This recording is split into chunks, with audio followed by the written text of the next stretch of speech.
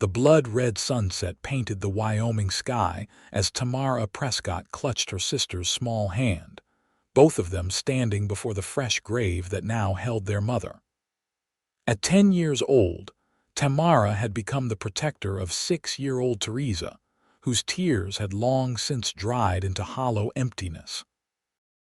The prairie wind whipped around them, carrying away the last words of the preacher as the small gathering of mourners from Lusk dispersed, leaving the two girls alone with their grief and uncertainty. "What happens to us now, Tam?" Theresa whispered, her voice barely audible above the rustling grass. Tamara squeezed her sister's hand, trying to project a confidence she didn't feel. "We stay together. That's what Mama would want." But fate had other plans for the Prescott sisters in the unforgiving year of 1868. By morning, the county official had arrived with his declaration that the girls would be separated. Tamara to work as a housemaid for the wealthy Harrington family 30 miles east, and little Theresa to be taken in by distant relatives heading west to Oregon. Their protests meant nothing against the authority of men who saw them merely as burdens to be distributed.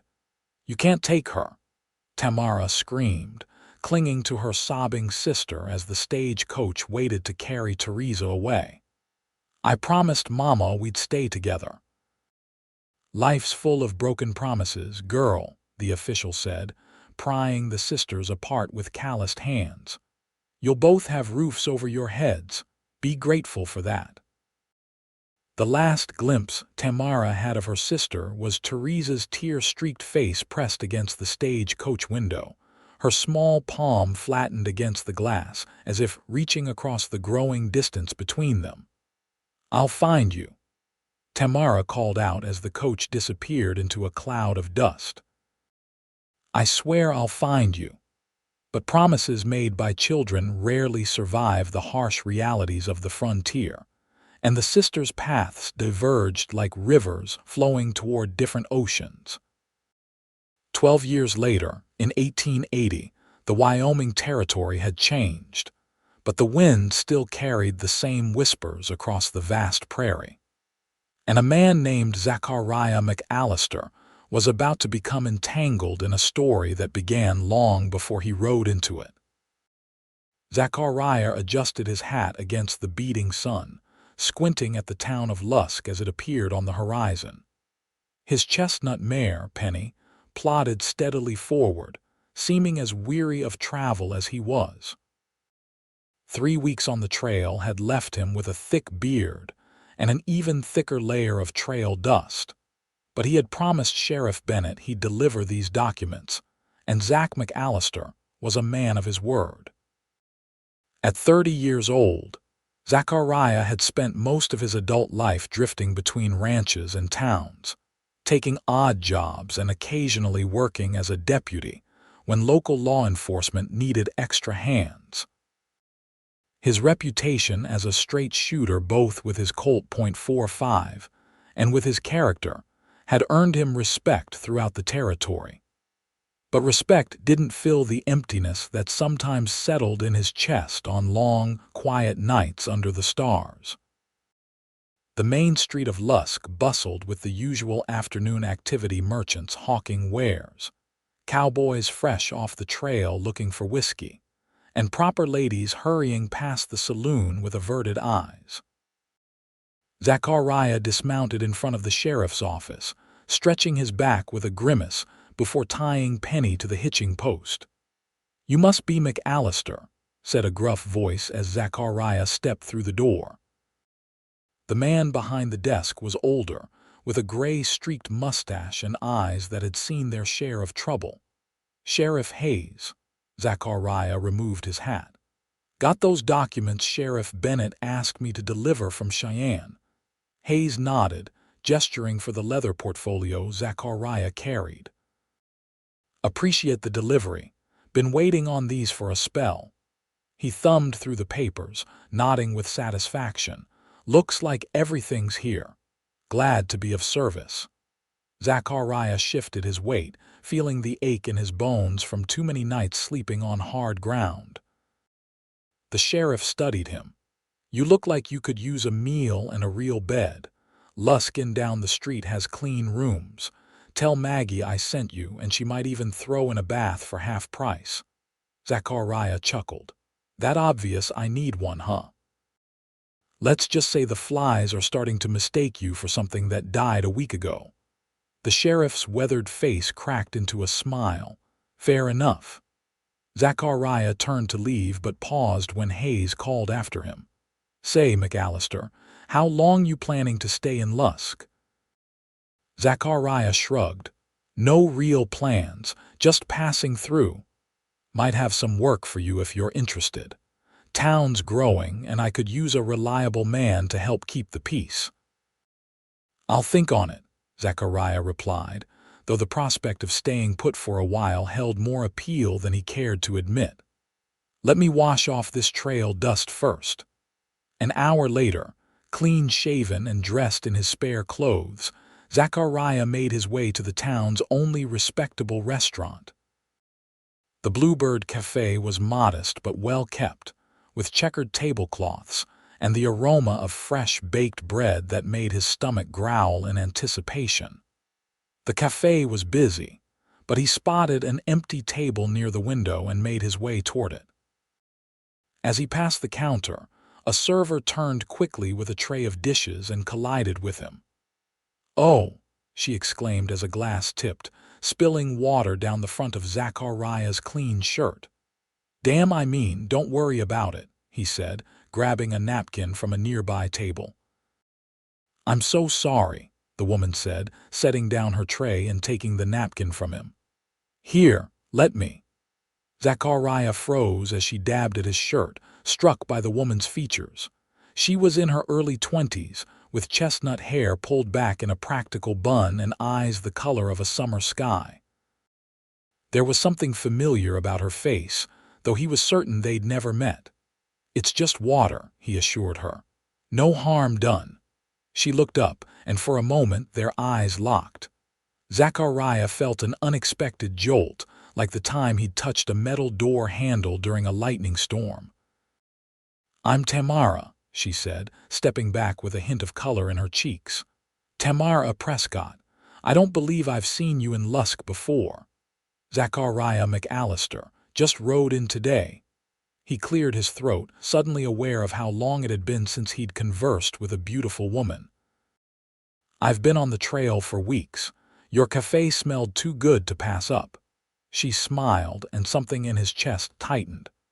"Well, Mr. McAllister, the least I can do after soaking you is to make sure you get the best meal in the house.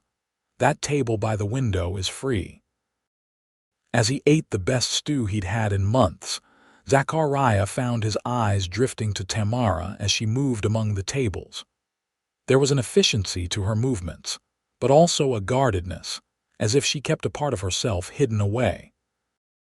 When she refilled his coffee, their fingers brushed briefly, and that same strange electricity passed between them. "How long have you been working here?" he asked. 5 years now," she replied. "I own the place, actually. Bought it from Mrs. Hollister when she decided to move back east." Zachariah raised his eyebrows, impressed. "That's quite an accomplishment for someone so young." Something flickered in her eyes, pride, perhaps, but tinged with sadness. "I've been working since I was 10 years old, Mr. McAllister, saving every penny. This cafe was my dream." "Well, part of it anyway."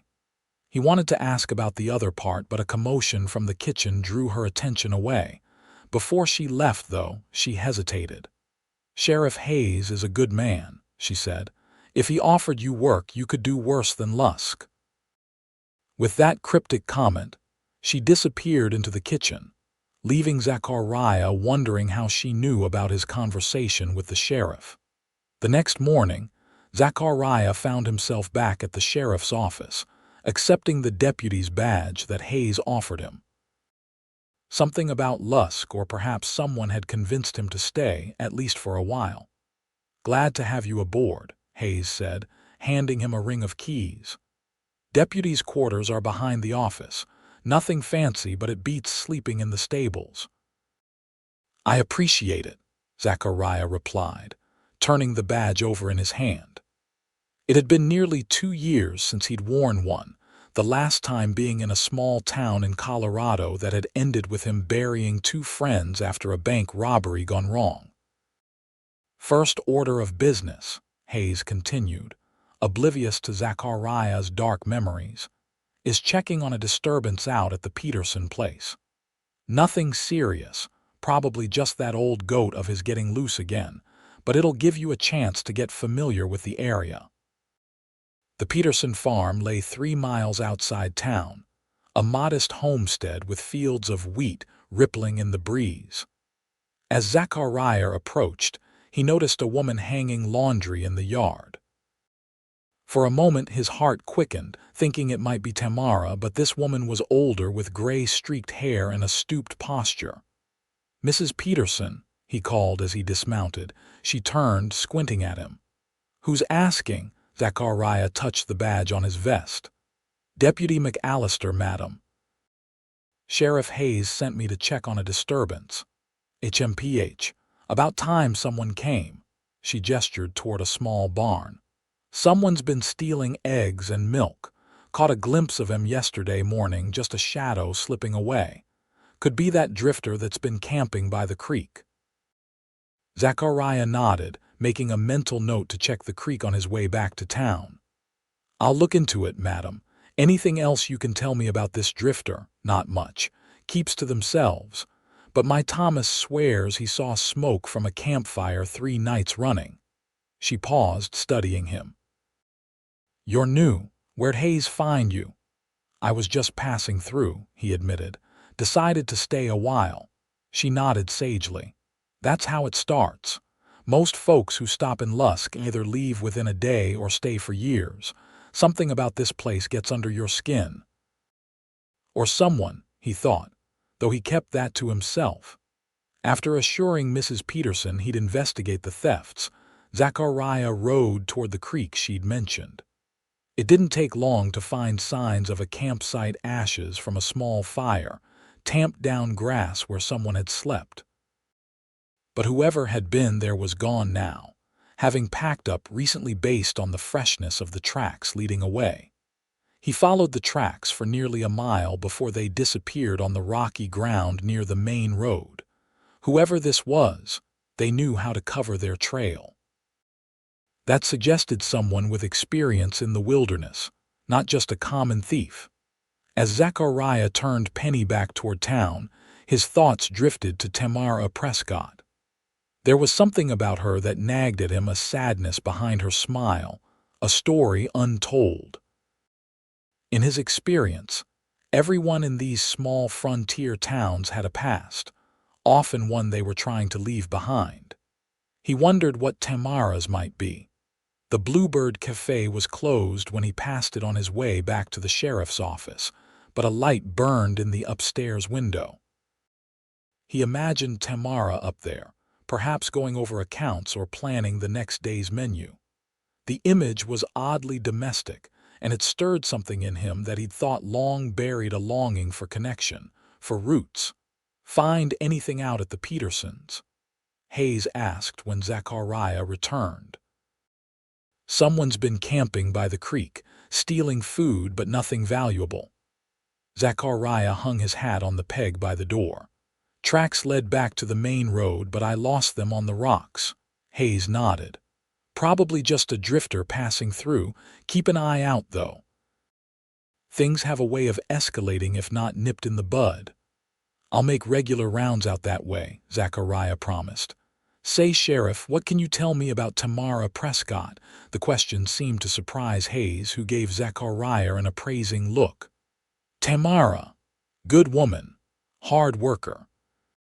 Came here about 5 years ago with nothing but determination and a small savings. Worked at the cafe until she saved enough to buy it when old Mrs. Hollister's rheumatism got too bad. She mentioned she'd been working since she was 10. Hayes's expression darkened. "Aye, that's the tragedy of it. She and her sister lost their mother young right here in Lusk, as a matter of fact. Father was already gone, killed in the war, I believe. County split them up. Tamara went to some family over in Casper, worked as a housemaid. Don't know what happened to the little sister. Zachariah felt a pang of sympathy. She never tried to find her sister. Oh, she tried. Still trying from what I hear. Hayes sighed. Came back to Lusk because this is where they were separated. Thought maybe her sister might do the same someday. Puts notices in newspapers all over the territory. Never got a response, far as I know. The image of Tamara searching desperately for her lost sister touched something in Zachariah. His own family was long gone, parents dead from influenza when he was 19. No siblings to speak of. He understood the loneliness that came with being untethered in the world. That's a hard road, he said quietly. Indeed it is, Hayes agreed. But Tamara's a survivor, built herself a good life here. Folks respect her. He gave Zachariah a knowing look. And before you get any ideas, Deputy, half the unmarried men in this county have tried courting her. She's not interested. Says she's got too much unfinished business to think about settling down. Zachariah felt his face warm. I wasn't sure you weren't. Hayes chuckled. Just giving you fair warning. That woman's heart is locked up tighter than the bank vault. Despite the sheriff's warning, or perhaps because of it, Zachariah found himself at the Bluebird Cafe again the next morning. It was already busy with ranchers and townspeople grabbing breakfast before starting their day. Tamara was behind the counter, her hair freshly pinned up, cheeks flushed from the heat of the kitchen. She spotted him as he entered, and to his surprise, her face brightened. Deputy McAllister, I see you've decided to make Lusk your home, at least temporarily. He touched the badge on his vest self-consciously. Seems that way. Sheriff Hayes made a convincing argument. I'm glad. She poured him a cup of coffee without asking. The usual table is open.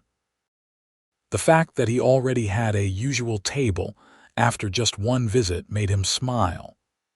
As he settled by the window, he noticed a stack of newspapers on the counter, the top one open to the classified section. One advertisement was circled in pencil, searching for Theresa Prescott, last seen 1868, age 6, traveling west from Lusk, Wyoming territory with the Whitman family bound for Oregon. Contact Tamara Prescott, Lusk, Wyoming territory. The sight of it confirmed what Hayes had told him and deepened his curiosity about Tamara. When she brought him a plate of eggs and bacon, he decided to broach the subject. I couldn't help but notice your advertisement, he said gently. You're looking for someone. Her smile faltered slightly, but she recovered quickly. My sister. We were separated after our mother died. I was 10, she was 6. I'm sorry, he said, and meant it. Sheriff Hayes mentioned something about it. Sounds like you've been searching for a while. 12 years, she confirmed, her voice steady but her eyes revealing the depth of her loss. I promised her we'd stay together, but... She trailed off, then squared her shoulders.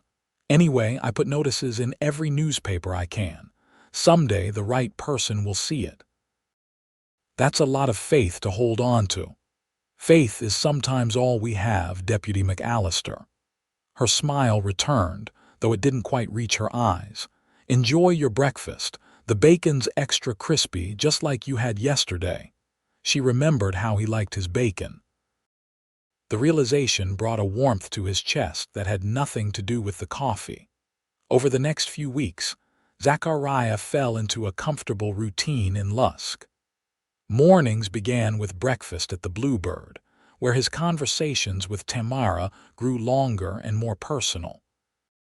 He learned she played the piano, loved thunderstorms, and had once punched a ranch hand who'd made inappropriate advances toward one of her waitresses. In turn, he shared stories of his travels, his brief stint as a horse trainer, and his childhood dream of becoming a ship captain, despite having never seen the ocean. Each morning, he noticed a fresh newspaper on the counter with a new circled advertisement. Tamara's determination to find her sister never wavered, though she rarely spoke of it directly. But Zachariah began to understand that it defined her in ways both visible and invisible: her reluctance to form attachments, her fierce independence, her need to create a stable home in Lusk. His duties as deputy kept him busy, but the town was relatively peaceful. The thefts at the Peterson farm stopped after he increased patrols in the area, though the mysterious camper was never caught. Occasionally, he broke up fights at the saloon or escorted drunken cowboys to the jail to sleep it off, but serious crime was rare. In his free time, he found himself helping Tamara with repairs around the cafe, fixing a leaky roof, rebuilding the back steps, constructing new shelves for her growing collection of spices and dry goods. Their conversations during these projects flowed easily, punctuated by comfortable silences and shared laughter. "You're becoming quite the handyman, deputy," Tamara teased one afternoon as he installed a new window in the cafe's kitchen. "Is there anything you can't do?" Zachariah grinned, hammering in the last nail. "Can't dance to save my life, and my singing makes dogs howl in protest." "Now that I'd like to see," she laughed, handing him a glass of lemonade. Their fingers brushed and neither pulled away immediately. Something shifted in the air between them, a tension that hadn't been there before. "Tamara," he began, setting down the glass, "I was wondering if you might—" The kitchen door banged open as Maggie, the older waitress who helped during busy times, burst in. "Tamara, there's a gentleman here asking about your sister." The color drained from Tamara's face. "What? Who?" "Says he's from Sacramento. Has information about a Theresa Prescott." The glass slipped from Tamara's hand, shattering on the floor, but she didn't seem to notice. She was already rushing toward the dining room, Zachariah close behind her. The man waiting at the counter was well dressed in a traveling suit, with a neat beard and intelligent eyes. He stood as Tamara approached. "Miss Prescott, I'm Edward Donovan, attorney at law." He extended his hand. "I believe I may have news of your sister." Tamara's hand trembled as she took his. "You found Theresa?" "Not exactly," Donovan said carefully, "but I've been retained by a client who's searching for her family. A young woman who was adopted by the Whitman family and taken to Oregon in 1868. They renamed her, but she believes her birth name was Theresa Prescott." Zachariah watched emotions cascade across Tamara's face: hope, fear, disbelief. He moved closer, ready to support her if needed. "Where is she now?" Tamara asked, her voice barely above a whisper. "Sacramento. The Whitmans moved there in '73 after the father struck gold in the Sierras." Donovan reached into his briefcase and withdrew an envelope. "She asked me to deliver this to you, should I find you. It contains her address and a letter." Tamara took the envelope as if it might dissolve in her hands. "How did you find me?" "Your advertisements. My client has been searching too, placing similar notices in California papers. A mutual acquaintance connected the dots." Donovan smiled kindly. "She's been looking for you as long as you've been looking for her, Miss Prescott." Tears welled in Tamara's eyes. She clutched the envelope to her chest, then suddenly seemed to remember they were standing in the middle of her cafe with curious patrons watching. "Please, Mr. Donovan, join me upstairs. We can talk privately." She turned to Zachariah, vulnerability written across her features. "Deputy, would you?" "Of course," he said immediately, understanding her unspoken request for support. "I'll come up with you." In Tamara's small but neat apartment above the cafe, she sat at her kitchen table, the unopened envelope before her. Her hands shook too badly to break the seal. "I can't," she whispered. "What if it's not her? What if it is, but she blames me for not protecting her?" Zachariah placed his hand over hers. "Tamara, you've been looking for her for 12 years. Whatever's in that letter, you're strong enough to face it." She met his eyes, drawing strength from his steady gaze, then nodded and broke the seal. Inside was a folded letter and a small photograph. Tamara gasped as she looked at the image, a young woman of 18, with familiar eyes and a tentative smile. "It's her," Tamara breathed. "I'd know those eyes anywhere. Our mother's eyes." With trembling fingers, she unfolded the letter and began to read aloud. "Dearest Tamara, if this letter finds you, then my prayers have finally been answered. I have thought of you every day since we were torn apart. The Whitmans were kind people who gave me a good home, but they could never replace you or our mother. They renamed me Theresa Whitman close enough to my real name that I never fully forgot who I was. When I was 16, they told me the truth about my adoption and gave me the locket I was wearing when they took me, the one with Mother's picture that you placed around my neck before they put me on that stagecoach. I've worn it every day since. I am married now to a kind man named James Taylor who supports my search for my family. We have a small farm outside Sacramento. I long to see you again, to introduce you to James and to rebuild the bond that was broken. If you can find it in your heart to forgive my long absence, please come to Sacramento. Or if you cannot travel, I will come to you. My husband understands how important this is. I have never stopped loving you, sister. I have never stopped hoping we would find each other again. With all my heart, Theresa Taylor." Tears streamed down Tamara's face as she finished reading. Zachariah's own eyes burned with emotion at witnessing such a profound moment. "She wants to see me," Tamara whispered. "She doesn't blame me." "Of course she doesn't," Zachariah said gently. "You were a child yourself." Donovan cleared his throat. "I'm returning to Sacramento next week. You're welcome to travel with me, Miss Prescott, if you wish to see your sister immediately." Tamara looked up, conflicted. "The cafe, I can't just leave." "Yes, you can," Zachariah said firmly. "Maggie can manage for a few weeks. This is what you've been waiting for, Tamara." She stared at the photograph again, tracing her sister's features with a fingertip. "I need to go to her. I've waited too long already." "Then it's settled," Donovan said, rising. "We'll depart on Tuesday's train from Cheyenne. I'll make the arrangements." After the lawyer left, Tamara remained at the table, reading and rereading the letter while Zachariah made her tea. She seemed dazed, as if unable to process that her years of searching had finally borne fruit. "I can't believe it," she murmured. "All these years she was looking for me too." Zachariah sat beside her. "You never gave up on her. That kind of faith deserves to be rewarded." She looked at him, really looked at him, as if seeing him clearly for the first time.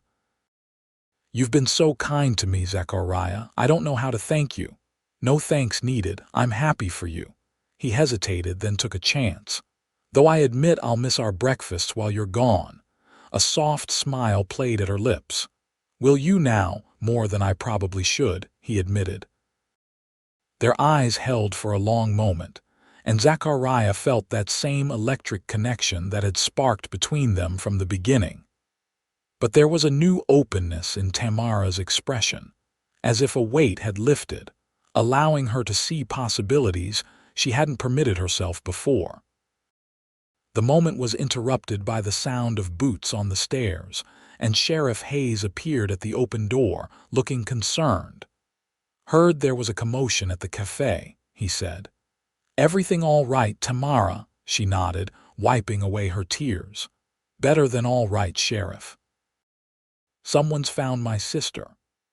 As Tamara explained the situation to Hayes, Zachariah found himself contemplating what her trip to Sacramento might mean. Would she return to Lusk? Or would she decide to stay near her sister in California?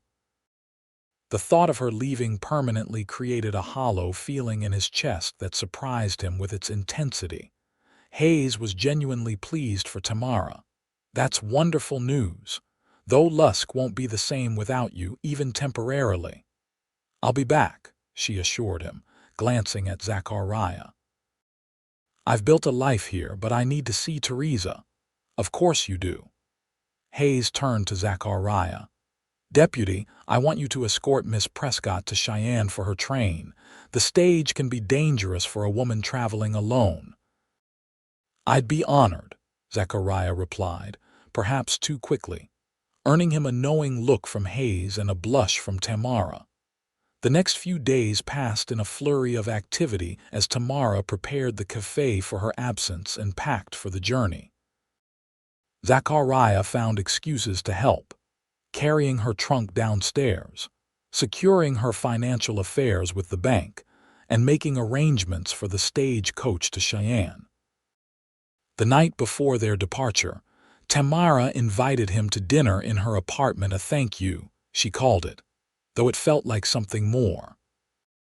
She'd prepared a meal that rivaled anything served in her cafe, and they ate by candlelight at her small table, conversation flowing as easily as the wine she'd splurged on for the occasion.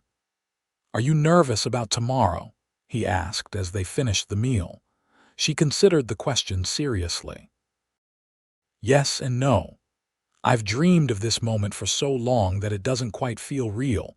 What if she's different from how I remember? What if I'm not what she's expecting, your siblings? There might be awkwardness at first, but that bond doesn't just disappear. He refilled her wine glass. And anyone would be lucky to have you in their life, Tamara. Her eyes softened at his words.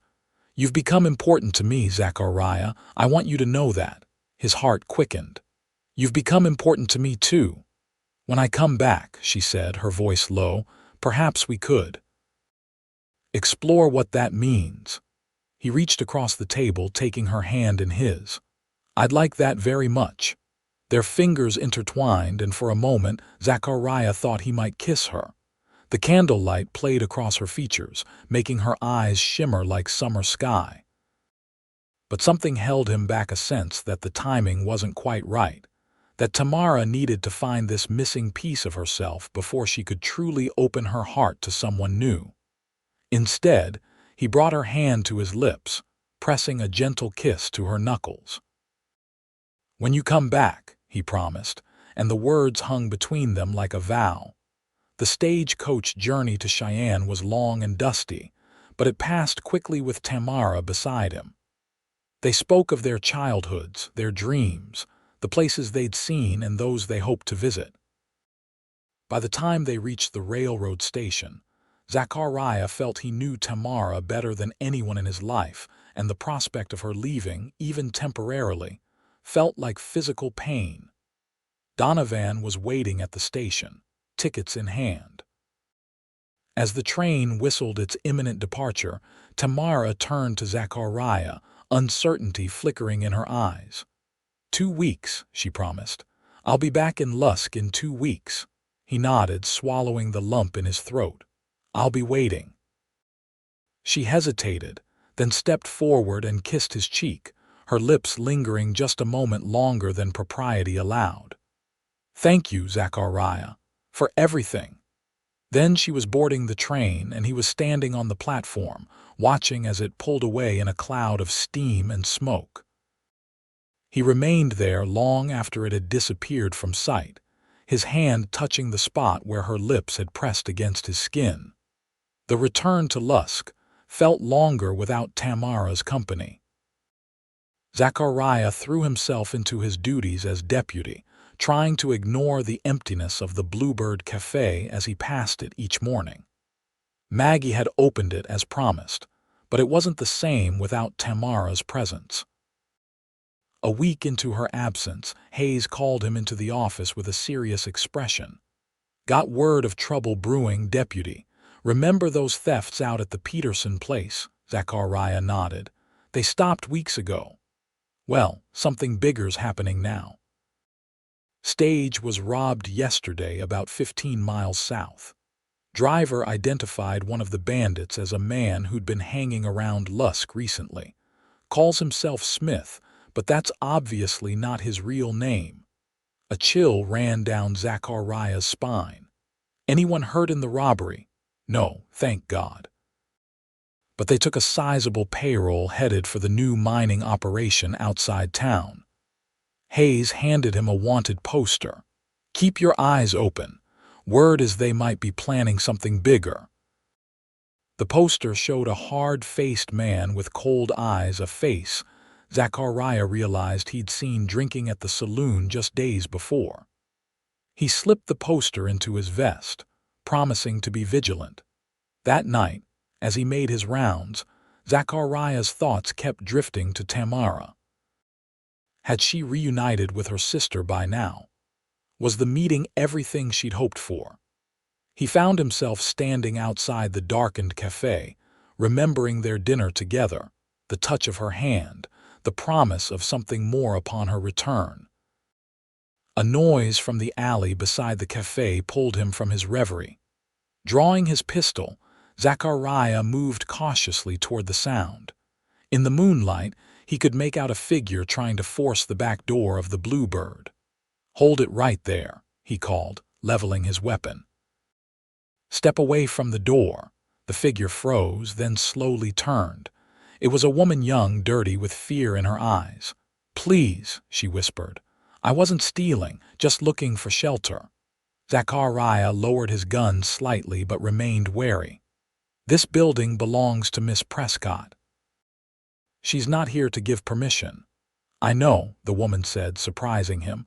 "I saw her leave on the stage with you. I've been watching for days." She hugged herself, shivering despite the mild night. "I just need somewhere to sleep. It's not safe for me out here." Something about her desperation touched him. "What's your name?" She hesitated. Theresa Whitman Taylor." Zachariah stared in disbelief. "Theresa Prescott, Tamara's sister." The woman's eyes widened. "You know about me." "Tamara's gone to Sacramento to find you," he said, holstering his weapon. "She left a week ago." Teresa's face crumpled. "Then I just missed her. I came all this way." She sank to the ground, exhaustion and disappointment overwhelming her. Zachariah moved quickly to her side. "Mrs. Taylor, are you all right? Where's your husband? Why aren't you in Sacramento?" "James is dead," she whispered. "Killed by the men who burned our farm 3 months ago. I've been traveling ever since, trying to find Tamara." She looked up at him with eyes that did indeed match her sister's. "I had no money for a proper journey.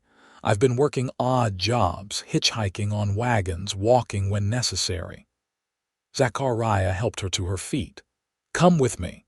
You need food and rest. Then we'll figure out how to get you and your sister reunited." He took her to his quarters behind the sheriff's office, gave her his bed, and slept in the chair. By morning, she looked better, though still exhausted from her ordeal. Over breakfast, she explained how she'd seen one of Tamara's newspaper advertisements just after her husband's death. "It felt like a sign," Theresa said, warming her hands around a cup of coffee. "James always encouraged me to find my family. After I lost him, I had nothing left in Sacramento, so I started east, following Tamara's trail." "The lawyer who found Tamara Donovan, he never mentioned that your husband had died or that you weren't in Sacramento anymore," Zachariah said, puzzled. Teresa's expression hardened. "There was no lawyer. I never hired anyone to find Tamara. I couldn't afford it." A cold realization swept through Zachariah. "Then who was Donovan, and where has he taken your sister?" "I don't know," Theresa whispered, fear creeping into her voice. "But if he claimed to represent me, he was lying." Zachariah was on his feet immediately, grabbing his hat. "I need to speak with Sheriff Hayes.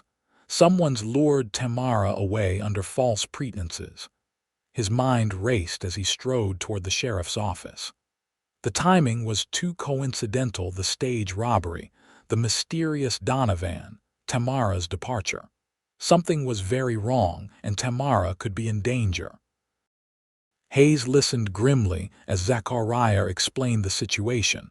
with Theresa adding details about her journey and confirming she'd never hired a lawyer. "This smells like a setup," Hayes said, pulling out his maps. "The train to Sacramento would have stopped in several towns by now. We need to send telegrams, see if anyone spotted Tamara or this Donovan character." They spent the day sending messages and waiting for responses. By evening, a disturbing picture emerged. Tamara and Donovan had disembarked at a small station just 6 hours west of Cheyenne, where they'd been met by 3 men on horseback. A station employee reported that Tamara had seemed reluctant to go with them, but Donovan had shown her a letter, perhaps that had convinced her. "They're not headed to Sacramento," Zachariah said grimly. "They're using her for something." "But what?" Theresa asked, her voice trembling. "Why target my sister?" Hayes looked troubled. "The bank," he said after a moment. "Tamara's the only person besides the bank manager who knows the combination to the new safe. They installed it last month, and she witnessed the setup as one of the town's most trusted business owners." "The payroll," Zachariah said, remembering the stage robbery. "It was just a test run. They're after the mining company's main deposits, over $50,000, locked in that safe. And they need Tamara to get it," Hayes finished. "They must have been planning this for months, researched her past, created this story about finding her sister." "We have to find her," Zachariah said, already checking his revolver, "before they force her to help them rob the bank. Or worse," Hayes added grimly, "dispose of her afterward." Zachariah felt sick at the thought. "I'm riding out tonight. If they're moving with horses rather than train, they can't be more than a day ahead of us." "I'm coming with you," Theresa said firmly. "She's my sister." Hayes nodded. "I'll send a telegram to the sheriffs in the towns along that route. We'll have men watching for them." He turned to Zachariah. "Take the fastest horses from the livery. I'll explain to Hargrove later." Within an hour, Zachariah and Theresa were mounted and heading west, following the railroad tracks toward the station where Tamara had last been seen. They rode hard into the night, stopping only when the horses needed rest. As they made camp, Zachariah noticed Theresa staring into the fire, her expression haunted. "We'll find her," he promised. "She's been looking for me all these years," Theresa said softly. "Never gave up. And now, when we're so close to finding each other again, this happens." She looked up at him. "You love her, don't you?" The question caught him off guard, but there was no point denying it. "Yes," he admitted. "I do." Theresa nodded, as if confirming something she'd already suspected. "I can see why. Even as a child, Tamara was special, strong, determined, loyal. Our mother used to say she had an old soul." "Tell me about your childhood," Zachariah said, partly to distract her from her fears, partly because he wanted to know everything about Tamara's life. As Theresa shared memories of their mother, their small house in Lusk, the games they'd played as children, Zachariah built a picture of the little girl who had grown into the woman he loved. And his determination to find her grew even stronger. They rode at dawn, pushing their horses as fast as was safe. By midday, they reached the station where Tamara had disembarked. The station master remembered the group clearly. "Lady seemed confused," he recalled, "like she wasn't expecting to get off here." The man with her showed her something that changed her mind, though. Then those riders showed up, rough-looking bunch. They headed northwest toward the mountains. "How did the lady look?" Zachariah asked urgently. "Was she injured, frightened?" "Not injured that I could see. Concerned, maybe." "Not exactly frightened." The station master scratched his chin. "One thing struck me as odd. As they were leaving, she dropped her handkerchief, seemed deliberate-like. I picked it up later." He produced a delicate cloth embroidered with a bluebird, unmistakably Tamara's. Zachariah examined it closely and discovered a corner where she'd pricked her finger with a pin, using her own blood to write a tiny message. NW. Cabin. 4 men. She's leaving us a trail, he said, hope surging through him. She knows something's wrong. They continued northwest, watching for signs. By evening, they encountered a trapper who reported seeing a group matching their description heading toward an old hunting cabin in the foothills. "About 10 miles that away," he said, pointing. "Lonely spot. Used to belong to old Jake Simmons before the bear got him. Nobody goes there much nowadays." Zachariah and Theresa approached carefully as darkness fell, tethering their horses a mile from the cabin and continuing on foot. Through his field glasses, Zachariah could make out lamplight in the windows and 4 horses tethered outside. 4 men, just like Tamara's note said, he whispered. "And one of them is likely Donovan." "How do we get her out?" Theresa asked, her voice steady despite her fear. Zachariah studied the cabin. "They'll be expecting the law to come in hard, guns blazing, but they won't be expecting you." He outlined a plan that made use of their one advantage, the genuine Theresa appearing when the bandits thought she was far away in Sacramento. As night deepened, they moved into position. Theresa approached the cabin alone, her hair down and dress mudded from travel to make her appear as if she'd journeyed far. Zachariah circled to the back, ready to enter when the inevitable confusion erupted. Theresa knocked on the door, her heart pounding but her voice steady when a gruff voice demanded to know who was there. "Theresa Taylor," she called. "I'm looking for my sister, Tamara Prescott." There was a moment of stunned silence, then furious whispering inside. The door opened a crack, revealing a suspicious face, the man from the wanted poster. "What did you say your name was?" he demanded. "Theresa Taylor, née Whitman, born Theresa Prescott," she replied clearly. "I've been searching for my sister for months. I was told she might be here." Inside the cabin, Tamara heard her sister's voice and gasped, drawing a sharp look from Donovan, who now held a gun pointed at her. "Quiet," he hissed. "This is some kind of trick." But Tamara knew better. Somehow, impossibly, her sister had found her. And that meant Zachariah might be nearby as well. Hope flared within her for the first time since realizing Donovan had deceived her. The outlaw at the door was clearly flustered by Theresa's appearance. "Wait here," he growled, closing the door to confer with his companions. Zachariah used the distraction to position himself beneath the back window. He could hear the angry conversation inside. "It's a trap," one man was saying. "Has to be." "Then who is that woman?" another demanded. "She looks exactly like the picture you showed Prescott." "The one you said came from Sacramento."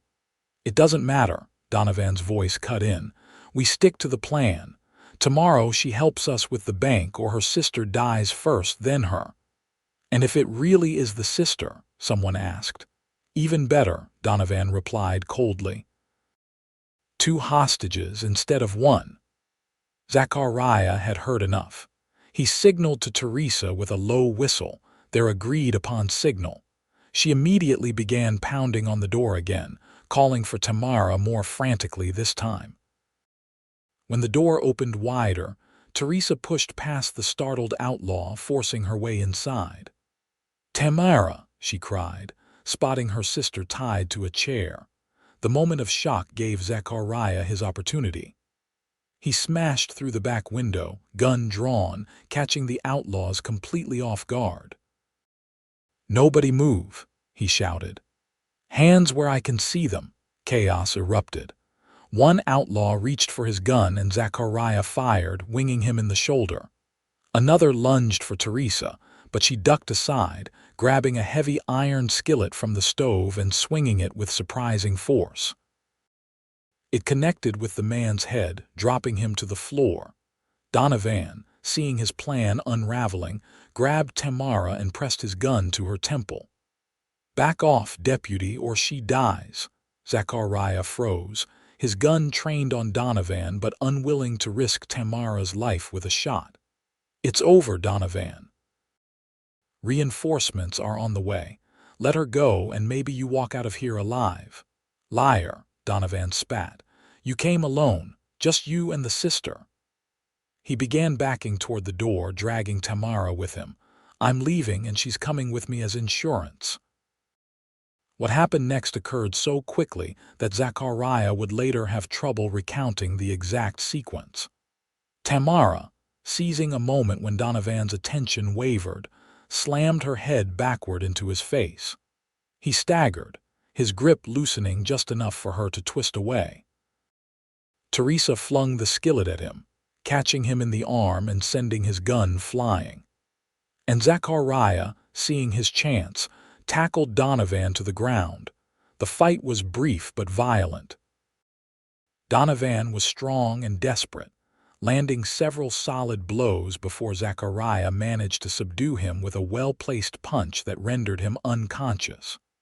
The remaining conscious outlaw, seeing his boss defeated, surrendered without further resistance. In the sudden quiet, Tamara and Theresa stared at each other across the cabin, both trembling with emotion. Then, as if pulled by an invisible force, they ran into each other's arms, clutching each other tightly as 12 years of separation dissolved in a flood of tears and whispered endearments. Zachariah, binding Donovan's hands with rope, watched the reunion with a lump in his throat. The sisters were so absorbed in each other that they seemed to have forgotten his presence entirely, which was exactly as it should be. It was only after several minutes that Tamara looked up and saw him watching them. Her eyes, bright with tears, locked with his, and the smile she gave him was like sunrise after the longest night. "You found me," she whispered. "We found each other," he corrected gently. "All of us." By morning, a posse from the nearest town had arrived to take the outlaws into custody. The sheriff was properly impressed with Zachariah's handling of the situation and promised to notify Hayes of their success. As they prepared to journey back to Lusk, Tamara pulled Zachariah aside, her hand warm in his. "I knew you would come," she said. "When I realized Donovan had lied about Theresa, I was afraid, but part of me knew you wouldn't give up." "I'll never give up on you, Tamara," he said softly. "Not ever." She stood on her tiptoes and kissed him, then not on the cheek this time, but fully on the lips, a kiss that held both gratitude and promise.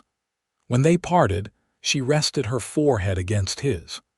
"Take us home, Zachariah." The journey back to Lusk was filled with conversation as the sisters bridged the gap of their years apart, and Zachariah and Tamara exchanged glances that spoke of a future neither had dared imagine before.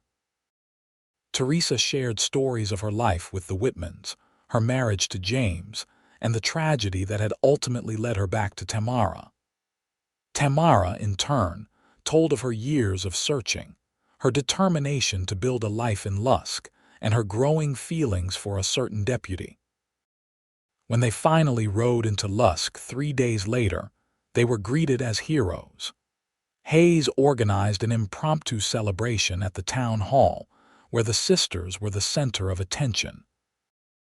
Residents who remembered the Prescott family from years ago came forward with stories and reminiscences, helping to fill in the missing pieces of the sisters' shared history. Late that night, as the celebration wound down, Zachariah found Tamara on the porch of the town hall, gazing up at the stars. Theresa was inside, deep in conversation with Maggie and several other women who had taken the younger Prescott sister under their wing. "Penny for your thoughts," he said, joining Tamara at the railing. She smiled, her face serene in the moonlight. "I was thinking about promises. The one I made to Theresa when we were children, the one we made to each other before I left for what I thought was Sacramento.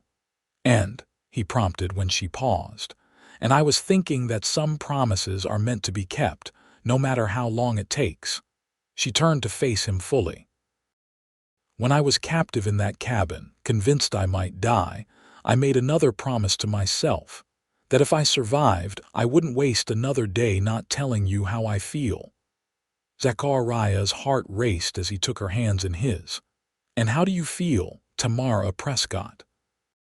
"Like I've been waiting my whole life for you," she said simply.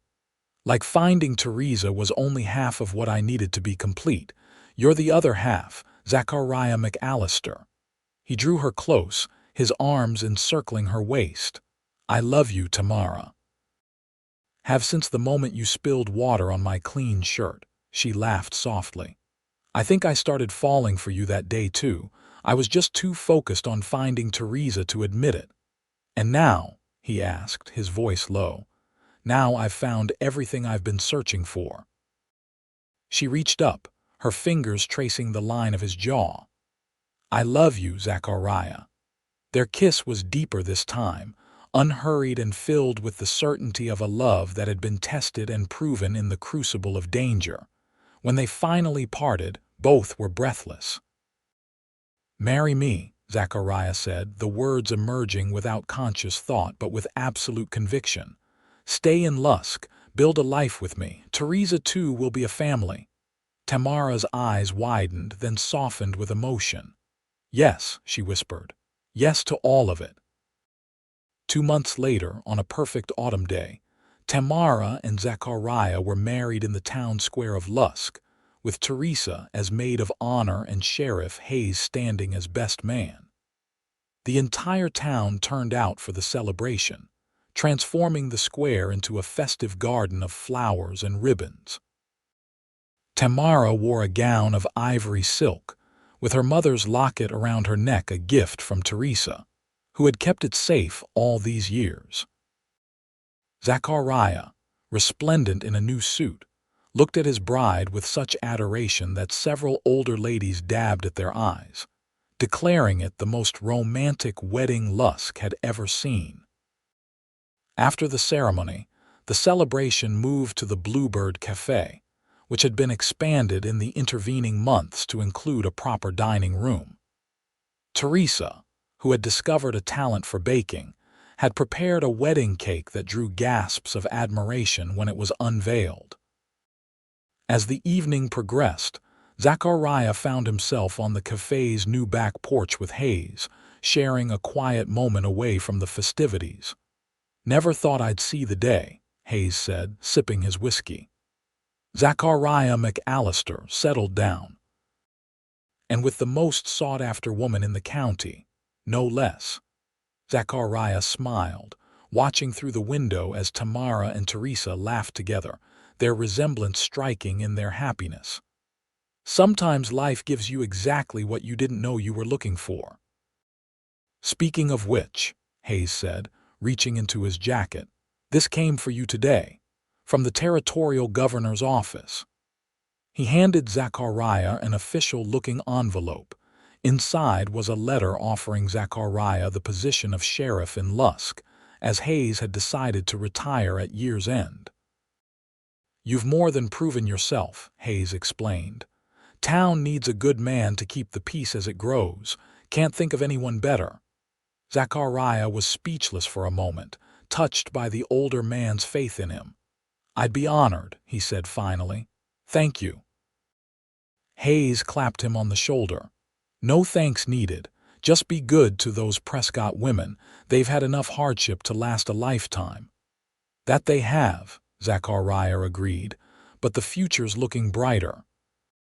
Later, as the celebration wound down and guests began departing, Zachariah found his bride sitting with her sister at a corner table, their heads close together as they shared some private joke.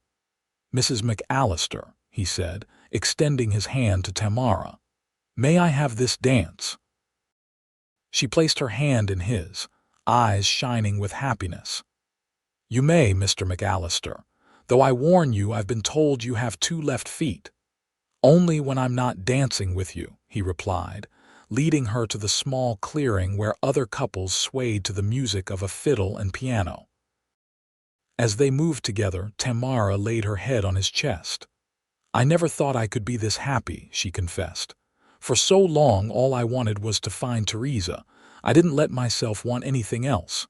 And now, he prompted. She looked up at him, her smile radiant. Now I want everything. A life with you, children someday, to watch Theresa find love again, to grow old surrounded by family. That sounds like a fine plan, Mrs. McAllister. He pulled her closer. And we have all the time in the world to make it happen. As the last of the guests departed, Theresa approached the newlyweds with an impish smile. Don't worry about the cafe tomorrow, she said. Maggie and I have it covered. You two enjoy your honeymoon. Tamara hugged her sister tightly. I still can't believe you're here. That we're all here together. Believe it, Theresa said firmly. Some bonds can't be broken, no matter how much time or distance separates them. With a final embrace, Theresa left to help with the cleanup, giving the newlyweds a moment alone in the cafe that had brought them together. Zachariah took Tamara's hand, leading her toward the stairs to the apartment above now their shared home, until the small house they were building at the edge of town was completed. Happy, Mrs. McAllister? He asked as they reached the landing. In answer, Tamara pulled him close for a kiss that promised a lifetime of happiness to come. More than I ever dreamed possible, she whispered against his lips. And as the moon rose over Lusk, casting silver light through the windows of the Bluebird cafe, two hearts that had once been lonely beat in perfect unison. And a family once torn apart found itself whole again, bound together by love, resilience, and promises kept against all odds. 1 year later, the McAllister house on the outskirts of Lusk was filled with laughter and light as friends gathered to celebrate not one but two special occasions, Zachariah and Tamara's first anniversary and the christening of their 3-month-old son, James Hayes McAllister, named for Theresa's late husband and the former sheriff who had brought them all together. Theresa, now co-owner of the Bluebird Cafe with her sister, had blossomed in the year since her return to Lusk. Her natural warmth and baking skills had made the cafe more popular than ever, and though she still mourned James, she had begun cautiously accepting the attentions of the new doctor who had arrived in town that spring. As Sheriff McAllister watched his wife cradling their son, surrounded by the community that had become their extended family, he marveled at how completely his life had transformed in just over a year. From a drifting cowboy with no connections to a husband, father, and respected lawman with roots deep in the Wyoming soil. "What are you thinking about, husband?" Tamara asked, approaching him with little James sleeping peacefully in her arms. "How lucky I am," he replied, placing his arm around her shoulders and drawing her close. "How one detour to deliver some papers changed everything." She smiled up at him, her eyes as blue and clear as the Wyoming sky. "I think we were always heading toward each other, Zachariah. All the trails we followed, all the paths we took, they were all leading us here to this moment." As he looked around at the family and community they had built together, Theresa laughing with the doctor, Hayes bouncing a neighbor's child on his knee, friends and townsfolk sharing food and stories, Zachariah knew she was right. Every step of his wandering life had been leading him home, to Lusk, to Tamara, to this perfect circle of love that had begun with two sisters separated by fate, but ultimately reunited by hope, perseverance, and a cowboy who had found his heart in the process of healing theirs. "I love you, Tamara McAllister," he whispered, pressing a kiss to her temple. "And I love you," she replied, leaning into his embrace. "Today, tomorrow, and all the days to come." And as the sun set over the Wyoming prairie, painting the sky in shades of gold and crimson that would have delighted Tamara's artistic eye, the promise of their shared future stretched before them like an endless horizon, beautiful, boundless, and bright with possibility.